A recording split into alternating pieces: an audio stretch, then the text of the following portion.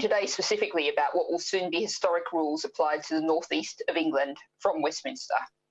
My remarks are informed by observation of Green Party councillors from the region, and I thank them for providing them and hope that they might not be too late to inform the forthcoming changes or at least their implementation. Although, of course, there are many ways of approaching these regulations, including the approach I took last week in asking if we are learning appropriately from global best practice, a question that needs to be applied to everything the government does, a question it invites with frequent claims to be world-beating. But reflecting the Green slogan, think global, act local, today I outline some of the issues reported to me from the Northeast, seeking to add information to that provided by other noble lords, rather than repeat their points, although I agree with much of what's been said. One of these is what might be called the edge effect. Communities just outside the areas of the restriction are concerned about people from inside restricted zones coming to use businesses, to socialise in ways forbidden in their home area, and potentially bringing the virus with them. Secondly, whether or not they are inside or outside a restricted area may not be known to significant numbers of residents.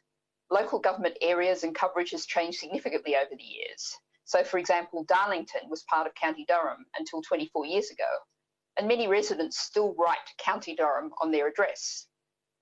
Darlington was not covered by these regulations, but people may be experiencing unnecessary isolation and deprivation. Conversely, in other places, people may be breaking the law without any ill intention.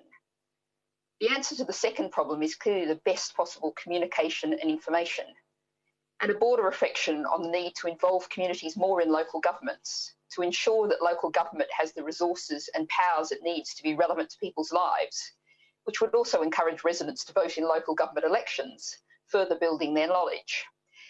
That should include, control over anti-COVID measures, as the noble lords Hunt of Kings Heath and Greaves called for. My second point refers to what might be called concentration effects. My local observers were reflecting on schools and colleges, but it's true about many aspects of lives today that people have been concentrated into a few small areas. So where once colleges, pupils from a wide area used to go to local institutions, now they come into one single place. That has obvious risks in terms of the spreading of coronavirus, but also of anxiety and concern. The communities that see a large influx of people are concerned about the risk it might represent to them. And it is, in terms of resilience, a risk for future pandemics from infections having greater impacts on younger age groups. A final point of detailed local concern. The local voluntary aid groups that were so effective in the early stages of the pandemic have less capacity now.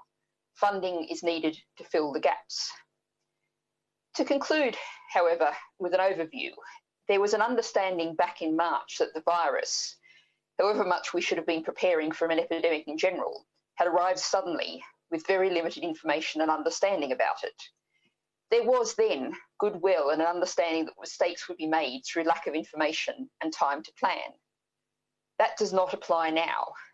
From the northeast and around the country, we are hearing clear understanding, which reflects what the scientists are telling us, that restoring any kind of secure, certain life requires a highly effective test, track, isolate and support system. And that local systems, not a distant privatised call centre, are the key to making that happen.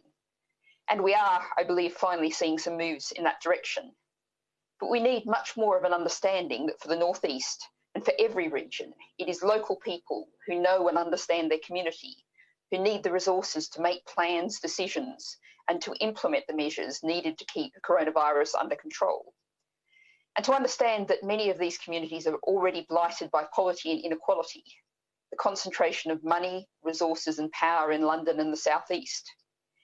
There is a moral responsibility to understand that levelling up means spreading out of all of these, but particularly of power, not continuing to stand in the way, as Westminster has for decades, of people taking back control in their communities.